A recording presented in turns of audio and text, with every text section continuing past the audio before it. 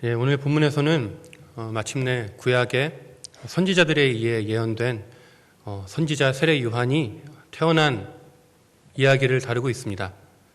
이스라엘의 역사 속에서 400년 동안 명맥이 끊겼던 선지자가 사가랴와 엘리사벳의 아기로 주어진 것입니다. 선지자이면서 그 이전에 사가랴와 엘리사벳이 그토록 오랫동안 갈망했던 아기가 태어난 것입니다. 사람들은 엘리사벳의 출산을 보고 기뻐했습니다. 그렇게 하나님을 잘 믿는 부부가 자녀가 없어서 안타까워했는데 마침내 하나님께서 그들을 긍휼히 여기셔서 노년에 아기를 허락해 주심을 함께 기뻐했습니다. 사람들은 이 기적을 보면서 하나님의 긍휼히 여기심을 보았지만 아기를 향한 하나님의 계획을 보지는 못했습니다.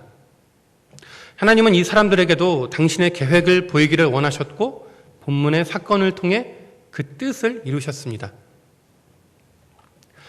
세례 요한은 당시의 관습에 따라 태어난 지 8일 만에 할례를 받는데 이는 하나님의 백성이 되었다는 표식이며 유대 공동체에 편입되었다는 의미입니다. 보통 이 당시에 아이의 이름은 태어나자마자 짓지만 벙어리가 된 아버지의 사정으로 인해 그렇게 하지 못했습니다. 사가랴의 친척들은, 이웃들은 아이가 할례식을 행하는 때에 아기의 이름을 아버지의 이름을 따라 지으려고 하였습니다. 이는 당시에 할아버지의 이름을 따라 이름을 짓는 것이 보통이었는데 아버지의 이름으로 아이의 이름을 삼으려 한 것은 사가랴가 벙어리 된 점을 딱하게 여긴 사람들이 그렇게 하려고 한 것입니다. 사람들은 엘리사벳에게 아이의 이름을 아버지의 이름을 따라 사가랴라고 짓자고 제안합니다. 우리 함께 본문 말씀 59절로 61절을 함께 읽겠습니다. 59절로 61절입니다. 시작. 8일이 되매 아이를 할례하러 와서 그 아버지의 이름을 따라 사가랴라 하고자 하더니 그 어머니가 대답하여 이르되 아니라 요한이라 할 것이라 하매 그들이 이르되 내 친족 중에 이 이름으로 이름한 이가 없다 하고 엘리사벳은 아이의 이름을 요한이라고 짓겠다고 하였고 사람들은 반대합니다. 친척들 중에 그 이름을 가진 이가 없기 때문입니다. 엘리사벳은 사람들의 강요와 혹은 동정심에 휩쓸리지 않고 처음에 하나님의 말씀을 받은 그대로 지켰습니다. 그러니까 새로 태어난 아기가 너무나 귀한데 그 경사가 있는 반면에 너무나 안타까운 그 아이의 아버지가 말을 못하는 그런 벙어리, 듣지도 못하는 그런 벙어리가 된 상황에서 사람들이 이 아기가 태어났는데 그럼 이 아기를 좀 뭔가 더 기리고 그 아버지를 위로하기 위해서 이 아기의 이름을 사가랴라고 짓자고 제안한 것입니다. 되게 어떻게 보면은 귀한 일이잖아요. 참 사람들이 생각이 있다, 센스가 있다, 뭔가 배려할 줄 아는구나. 이렇게 우리가 받아들일 수도 있는데 엘리사벳에게는 이런 사람들의 배려, 동정 혹은 사람의 도리 이걸 따지지 않고 오직 자기가 먼저 하나님께 받은 그 말씀을 지키는 것이 가장 중요했다는 것입니다. 우리가 하나님의 일을 할 때, 하나님의 뜻대로 살아갈 때 사람들의 강요와 동정심이 휩쓸릴 때가 있습니다. 사람의 도리를 내세우며 하나님의 뜻을 반대할 때가 있습니다. 지금 나의 가정, 나의 상황이 많은 어려움에 빠졌는데 믿는 것도 좋지만 너무 이기적으로 행동하는 것이 아니냐며 타박을 할 때도 있습니다. 별로 중요해 보이지도 않는 일인데 무슨 원칙을 그리 따지느냐며 비판을 하기도 합니다. 그럴 때마다 우리는 내게 주어진 하나님의 말씀을 지킨다는 것이 얼마나 어려운지 절감합니다. 하나님의 뜻을 지키자니 사람들로부터 신임을 잃을까 두려워 결국 하나님께 양해를 구하곤 합니다. 하지만 엘리사벳에게 가장 중요한 것은 하나님의 뜻이 이루어지는 것이었습니다. 그녀는 자신의 뜻을 굽히지 않았습니다. 엘리사벳의 단호한 결단 앞에서 당황한 사람들은 그의 아버지 사가랴에게 눈을 돌립니다. 가뜩이나 말도 못하고 듣지 못하는 사람에게 사람들이 어떻게든 의사소통을 하려고 몸짓 발짓을 써가며 아이의 이름을 무엇이라 할지 묻습니다. 우리 함께 본문 62절로 63절 말씀을 합독하시겠습니다. 62절로 63절입니다. 시작. 그의 아버지께 몸짓하여 무엇으로 이름을 지으려 하는가 물으니 그가 서판을 달라 하여 그 이름을 요한이라 쓰매 다 놀랍게 여기더라. 아멘. 사가랴의 대답은 엘리사벳의 대답과 같았습니다. 사가랴가 말을 못하는 상황 가운데에서 서판에 아이의 이름을 요한이라고 써서 사람들에게 보여주었습니다. 그런데 그 순간 놀라운 일이 벌어졌습니다. 벙어리였던 사가랴가 갑자기 말을 하기 시작한 것입니다. 그런데 더 놀라운 일은 입을 열자마자 처음으로 딱 한 말이 그동안의 답답함을 토로한 것이 아니라 하나님을 찬양하기 시작했습니다.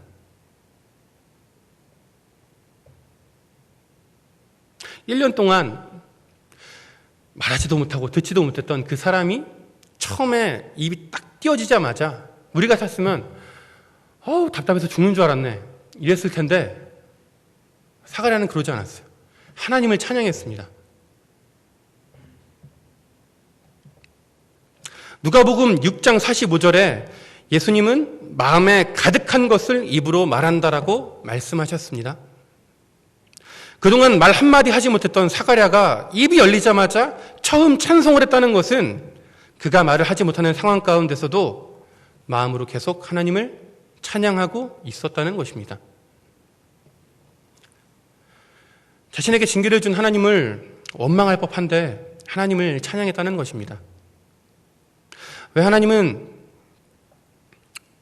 사가랴에게 다른 징계도 많은데 하필 이런 징계를 허락하셨을까요?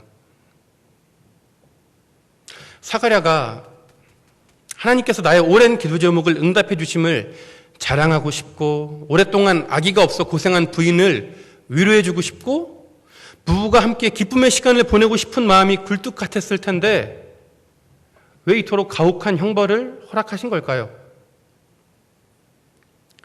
그것은 바로 사가랴가 하나님만을 바라보도록 하기 위해서였습니다.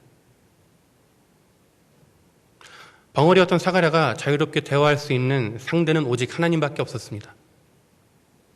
말을 할 수도 들을 수도 없기에 마음으로 하나님과 대화하는 것이 유일하게 자유로운 의사소통의 방법이었습니다. 마음으로 기도하고 또 기도하는 가운데 부부는 하나님의 뜻을 이루기 위해 함께 준비하였고 마침내 세례 요한을 건강하게 출생하고 더 나아가 성령에 충만하여 메시아의 오심까지 예언할 수 있었습니다. 이처럼 우리도 하나님의 뜻을 이루는 삶을 살기 위해서 늘 하나님과 대화하는 삶을 살아야 합니다. 하나님께 기도하는 삶을 살기 위해 우리의 삶의 스타일에 변화를 줘야만 합니다. 하나님께서 사가랴를 벙어리로 만들어 당신과 깊이 있는 교제를 하도록 하신 뜻을 우리가 잘 헤아려야 합니다. 예수님을 보십시오. 수많은 무리가 자신을 따르는 그 순간에도 어떻게든 시간을 내어 따로 한적한 곳에 가서 기도하셨습니다. 예수님의 가르침의 백미라고 할 수 있는 산상수훈에서 예수님께서 골방에 들어가 기도하라라고 강조하셨습니다. 뿐만 아니라 우리가 존경하는 믿음의 성경에 나오는 수많은 선배들은 하나님과 이렇게 따로 시간을 내는 일에 가장 최우선적으로 최선을 다했습니다. 우리가 이렇게 하나님과 날마다 대화하고 교제하는 시간을 따로 떼어내지 않고는 하나님께서 나에게 허락하신 그 일에 우리가 집중할 수가 없습니다. 한번 잘 생각해 보십시오. 내가 살면서 가장 집중하는 게 무엇입니까? 내가 살면서 가장 관심을 보이는 게 무엇입니까? 내가 어쩔 수 없이 이 세상을 살기 위해서, 내가 사회생활을 하기 위해서, 내가 공부를 하기 위해서 해야 하는 일 외에 나에게 자유시간이라는 것이 딱 주어졌을 때 내가 가장 먼저, 내가 가장 오래 하는 일이 무엇입니까? 그것이 우리의 관심사입니다.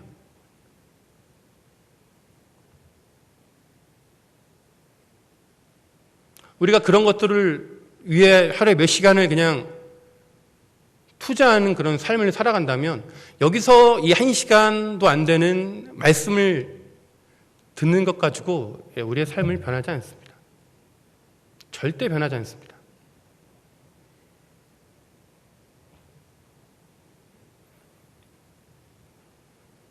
우리가 하나님과의 그 친밀한 1:1 교제 시간을 갖지 않고는 우리가 하나님의 일에 절대로 집중할 수가 없습니다. 더불어 우리의 하나님의 뜻에 순종하기 싫은 우리의 마음을 돌이킬 방법이 없습니다. 성경을 보십시오. 다 이런 이야기입니다. 하나님이 너 뭐 좀 해봐라 라고 했을 때 처음에 다 불순종하고 다 그 뜻대로 하지 않습니다. 그런데 결국 하나님의 뜻에 순종하는 건 하나님께서 그 길로 몰아가십니다. 1:1로 나와 교제할 수 있는 그 자리. 요나를 보십시오. 그토록 완강했던 니느웨를 가기 싫었던 요나가 정신 차리고 그나마 하나님의 일에 다시금 순종하여 니느웨로 갔던 그 이유가 무엇이었습니까? 물고기 뱃속에 갇혀 있었기 때문입니다. 물고기 뱃속에서 뭘 할 수 있겠습니까? 거기에 뭐 플레이스테이션이 있습니까? 스마트폰이 있습니까? 할 수 있는 게 하나님과 기도하는 것밖에 없기 때문에 거기서 기도했고 마침내 자기의 그 포커싱을 하나님의 뜻에 맞추는 것입니다. 요나만 그런 게 아닙니다. 성경에 나온 인물들 전부 다 그렇습니다.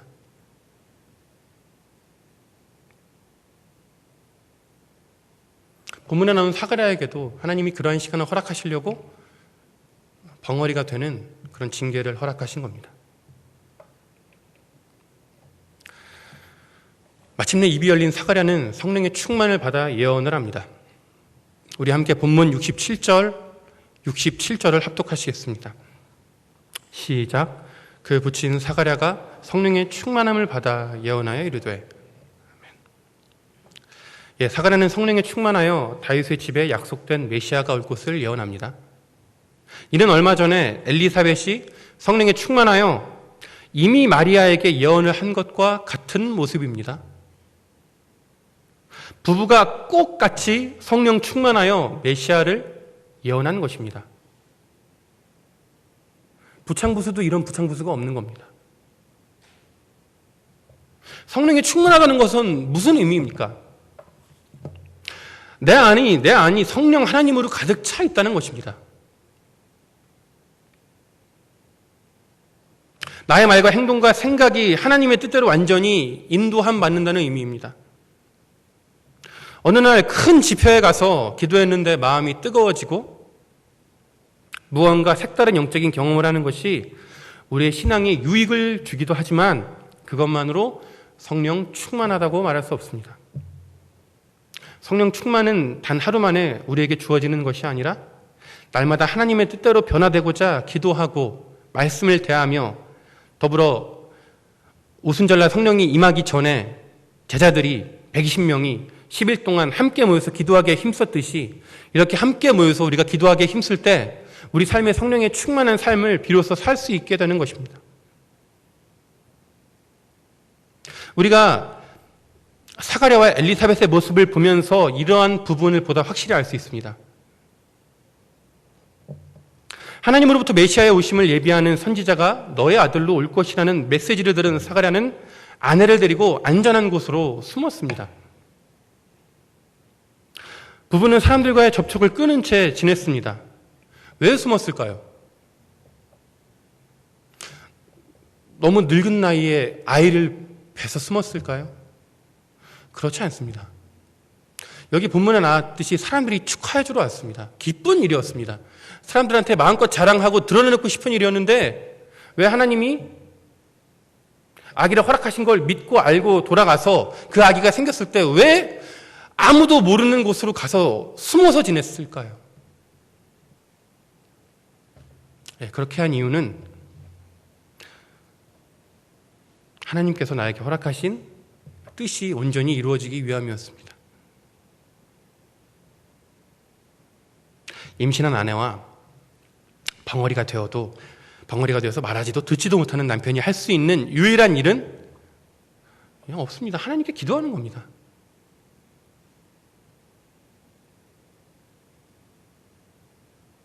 하나님이 내게 약속을 주셨으니 뭐 알아서 하시겠다는 마음가짐으로 시간을 안이하게 보내지 않았습니다. 하나님의 뜻이 내 삶 속에서 온전히 이루어지도록 사람들이 없는 곳에 가서 기도하며 시간을 보내는 것입니다.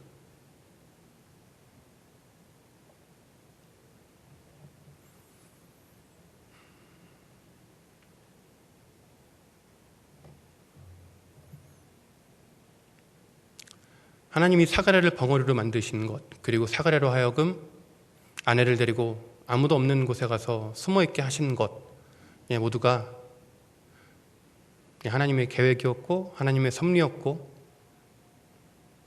하나님의 그 뜻이 이루어지기 위해 기도로 철저히 준비시키기 위한 하나님의 배려였습니다.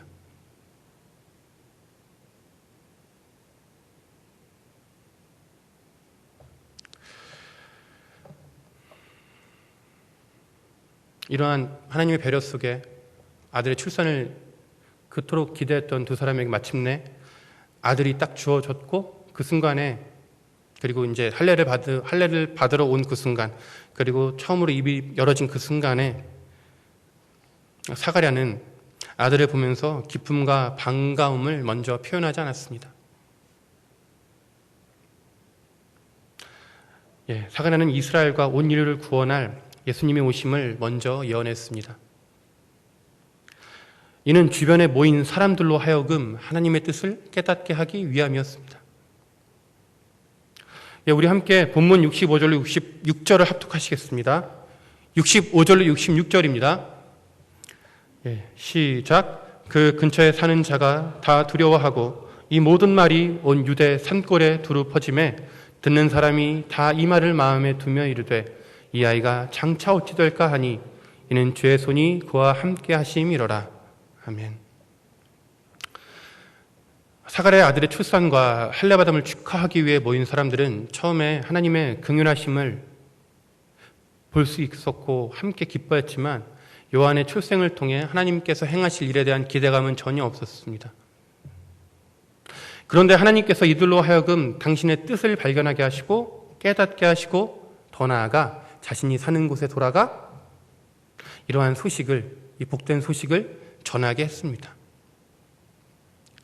그들이 전하는 소식, 즉 사가랴가 성령의 충만을 받아 예언한 바는 다음과 같습니다.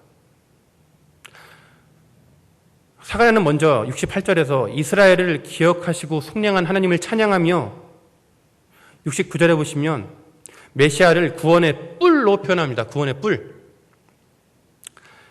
이는 인류를 죄에서 구원할 메시아를 의미하는 단어로서 시편 132편 7절에 이런 말씀이 있습니다. 제가 읽어드리겠습니다.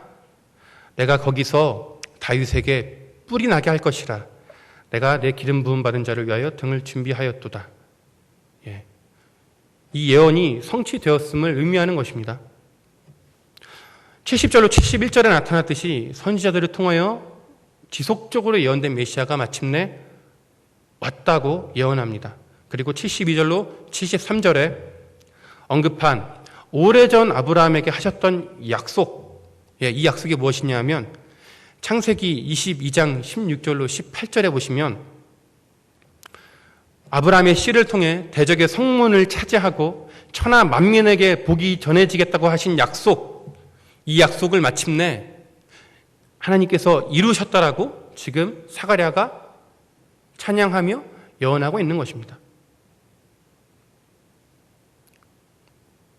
계속해서 74절로 75절에는 예수님이 우리를 마귀의 속박에서 건지고 평생 하나님과 동행하며 살 수 있겠다는 약속이 주어졌음을 예언합니다. 예수님이 우리 죄를 해결해 주심으로 우리는 더 이상 예전처럼 제사장이라는 매개체를 통해서 하나님께 나아갈 수 있는 것이 아니라 우리가 직접 하나님께 나아가 기도하고 그분과 교제하며 살아가는 삶이 활짝 열렸다라고 예언한 것입니다.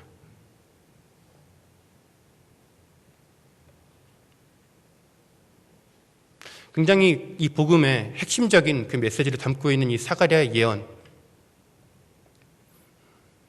이 사가랴의 예언은 예수님이 오기 전이었지만 예수님이 행하실 그 구원 사역, 이 공생에서의 삶을 잘 요약해주고 있습니다. 여러분들도 아시다시피 핵심은 한 가지입니다. 예수님이 오셔서 오래전, 어떻게 보면 그 처음 태초에 예언된, 오래전부터 예언된 그 메시아가 마침내 왔는데, 그 메시아가 와서 할 일은 너희를 죄에서 구원할 거다. 너희가 지금까지는 제사장이라는 매개체를 통해서, 동물이라는 그 제물을 통해서 나와 교제할 수 있었다면, 이제는 예수 그리스도께서 나를 위해서 단번에 제물이 되어 내 죄를 대신해 죽었기 때문에 더 이상 제사장이라는 매개체가 필요한 것이 아니다. 여러분 아시다시피 예수님이 십자가에서 죽으신 그 순간 성소의 휘장이 위에서 아래로 찢어졌습니다. 왜 겟세마네 동산이라는 그곳에 성경이 포커싱을 마치다가 왜 갑자기 느닷없이 예루살렘 성전으로 옮겨간 것입니까? 간단합니다. 더 이상 휘장이 필요 없다는 겁니다. 하나님과 사람을 가르고 있던 그 구분선의 기준이 예수 그리스도를 통해서 더 이상 의미 없어졌다는 것입니다. 휘장은 절대로 사람이 찢을 수 있을 정도의 그러한 것이 아니었습니다. 근데 그게 그냥 자연스럽게 찢어지는 것입니다. 이 예수님이 우리를 위해 오심을 이 사가랴가 너무도 잘 예언하고 있는 것입니다. 마지막으로 76절에서 79절을 보시면 사가랴는 자신의 아들 세례 요한이 메시아의 오심을 준비하는 삶을 살아갈 것을 예언합니다. 자신의 아들의 운명을 누구보다 잘 알고 있었던 것입니다. 말씀의 결론을 맺겠습니다. 우리 함께 본문 80절 말씀을 합독하시겠습니다. 본문 80절입니다. 시작.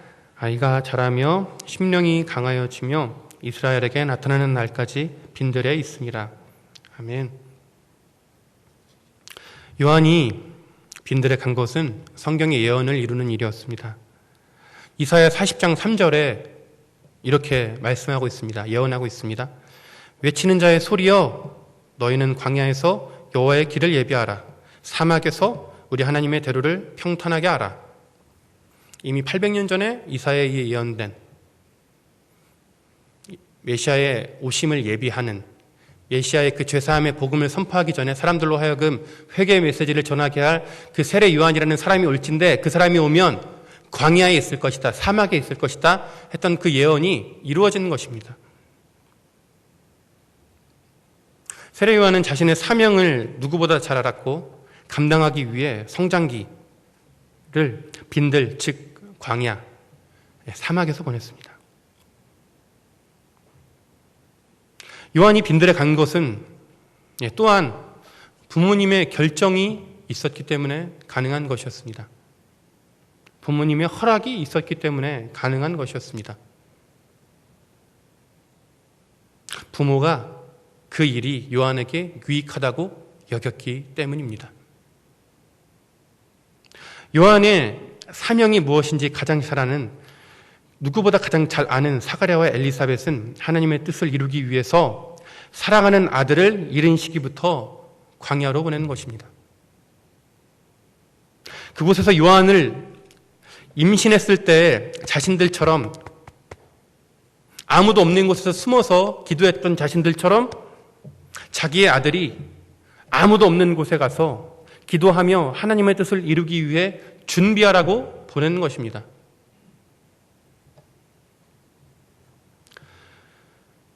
결국 하나님의 뜻을 이루기 위해서 부모와 자녀 모두가 아무도 없는 곳에서 준비된 삶을 살았던 것입니다.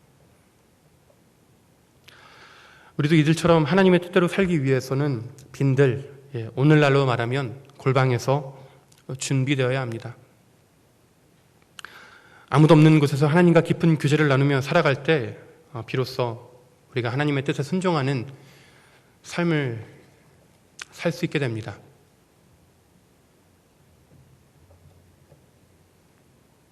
여러분이 결단하셨으면 좋겠습니다.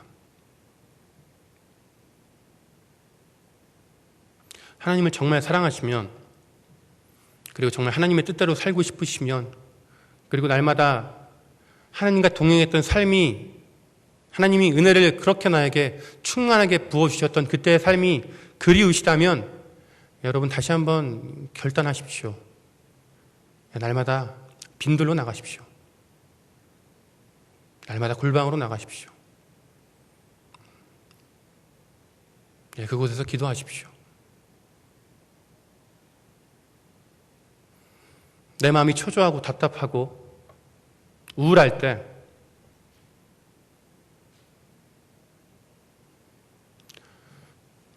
기도하십시오.